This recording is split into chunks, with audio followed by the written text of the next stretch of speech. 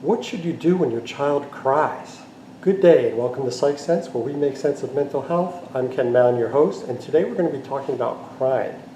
Now, if you're a parent or a caregiver for children, you've almost certainly experienced that panic feeling when a child cries. Usually it's exactly when you don't want it to happen. You're in a grocery store, you're in a church, you're bringing your kid to work. Something is going on and your child starts to cry. You don't really know why, and you just want it to stop. So today I'm going to be talking about an article from gozen.com. I'll put the link down below. And I want to give full credit because this article is so good, I'm actually going to be just reading most of it to you. And towards the end of it, after we get into a few facts about what's going on, I'll give you 11 things that you can say to your children when they are crying. Now, it's no secret that hearing our kids cry makes us uncomfortable. Just think about how anxious you feel when your little one tears up without an obvious reason. We know that a newborn's main way to communicate is to cry, yet we still look at it as something to be fixed. Once that infant becomes a walking, talking toddler, we sometimes expect them to process emotion the way we do, rather than the way they've always done, through crying. In fact, studies have found that our brains are hardwired to have an instant reaction to a crying child, making us more attentive and ready to help fast. Now, this is obviously an evolutionary thing that helps us take care of children when they're in real danger. But infants and toddlers cry for many other reasons. A crying infant triggers our flight or fight response, increases our heart rate, and pushes us into action, even if that child is not our own. I'm sure you can all think of situations where you hear a child crying and it immediately grabs your attention, even though it's not even your own child. So it seems we have to react to a crying toddler. It's sort of bred into us. But how? And what are the right ways to do it? What are the ways that are actually most effective for your child? I'll get into 11 ideas on how to react, but first I want to cover some facts. Firstly, your crying toddler is not necessarily sad. Obviously, when an adult is crying, it's either because they're feeling an extreme wave of emotion, where they're happy or proud or sad. But for toddlers, crying is not a reflection of sadness. It's a way really to process any emotion. They may cry out of anger, and very often frustration, fear, even excitement, confusion, anxiety, even happiness, or just feeling overwhelmed. Now, the trouble is they may also lack the verbal ability and self-awareness to explain how they're feeling. This means when you say to them, "What's wrong?" it'll rarely yield a productive response. And if you think about when you see a toddler crying or you see others who have a small child crying, what do they very often say? They say, "Stop crying," or they say something like, "There's no need to cry," or they say, "Just stop." I mean, these are the things that we automatically and very often say, and I'm going to get into some of the things you possibly could say. You may think that making the crying stop will also stop your child from hurting. But when you tell your toddler, "Stop crying" or "Don't cry," they'll immediately think that you don't understand how they're feeling.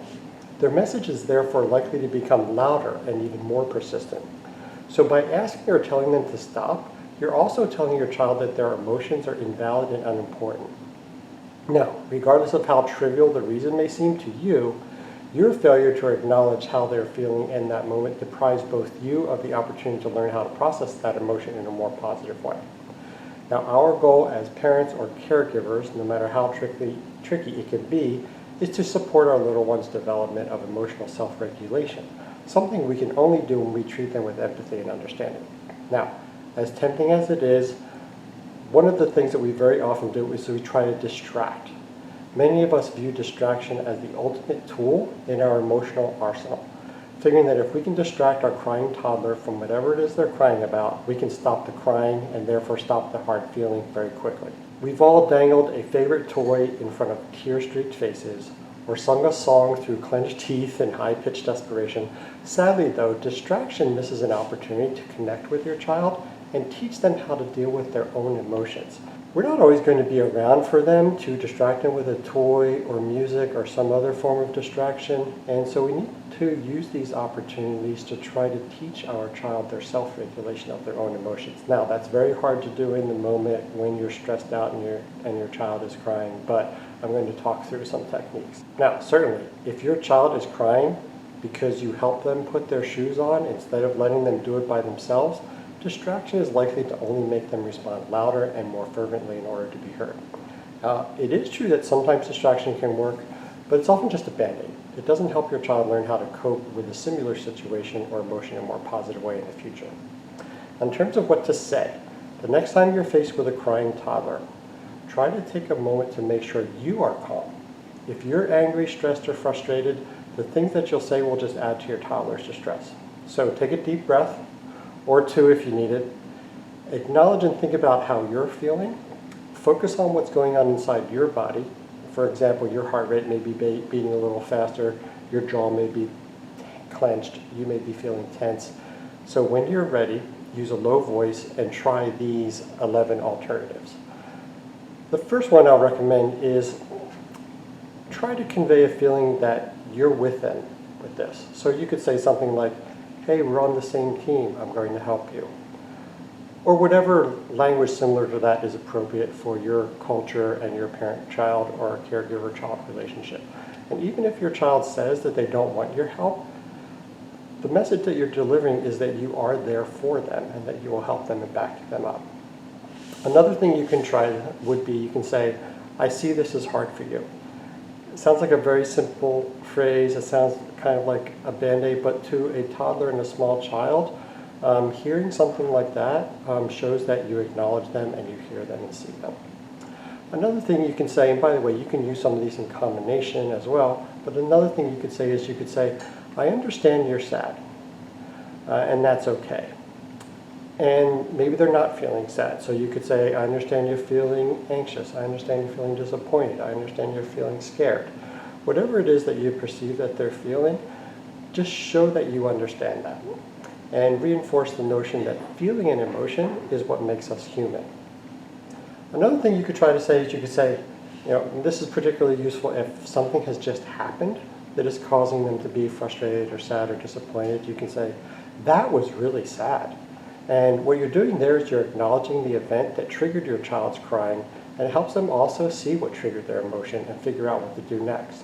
Sometimes a child may not make that immediate connection. Something has happened, they suddenly are reacting and crying, and they're not totally sure why, and so you can say, that was really sad. Or even say, when he took your boat, that made me sad. And you notice in that last part, I said, that made me sad. And what I'm doing there is I'm showing the child also that what has occurred may have made me have feelings as well. Another thing you could try is you just say, hey, let's take a break. And this is maybe your child is trying to do something repeatedly. Maybe they're trying to build a block tower and it keeps falling down. And they keep trying and trying, and then they just start crying. This is a situation where you might want to try, hey, let's take a break. Removing you both from the situation helps your toddler understand that sometimes you need to walk away in order to compose yourself.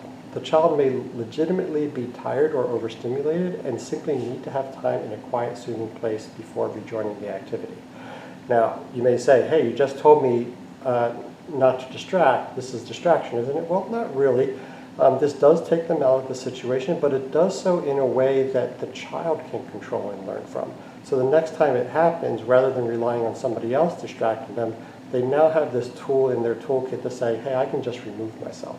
So let's take a break is a good thing to try to say in a situation where your toddler is crying. Another thing you can try is to just make your child feel safe and comfortable and loved, and you can do this very directly. You can say, you are safe, don't worry, you're safe. You can say, I love you. Now this invites connection with your child rather than separation. They may need a hug, they may need their hand hold. You can pick them up and put them on your lap. These are the kinds of things that make the child feel that it's okay to have emotions and someone's going to be there for me. The other thing you can do, and this is probably more appropriate if your child is a little bit older, is to ask them if they want help. So again, with the block tower situation, you might say something like, would you like help? Would you like a break? Would you like to try again? Would you like me to do X, Y, Z? And this is a form of scaffolding where you're allowing a child to achieve what they want to achieve by doing small things that help them get there. And many times when your child cries out of frustration, they need one of three things. They either need help performing a task, they need a break from the situation, or they want to try to do it again, possibly with assistance. And so asking them, not telling them what they would like, empowers your child. and help them feel important and significant.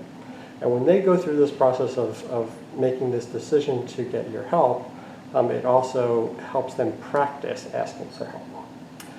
Next thing I'll say is that you can say to your child is, I can hear you're crying, but I don't know what you need. Can you help me understand? Now previously I talked about where you could say, hey, I see that this is making you sad, but sometimes we as parents or caregivers don't know why the child is crying.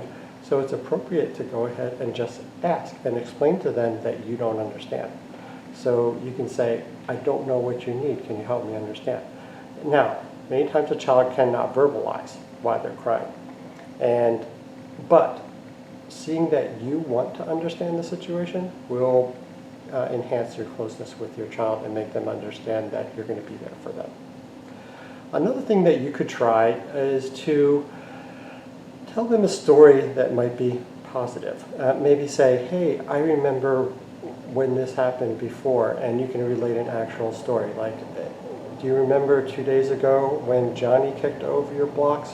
We ended up creating a snow cave. Whatever it is, try to make the child realize that they actually succeeded in the situation before, and that can give them confidence to move forward with it in the current situation. Another one that's kind of related to the scaffolding point I made before is that you can say to your child, let's come up with a solution together. Now, ultimately, we want to help our children to develop problem-solving skills.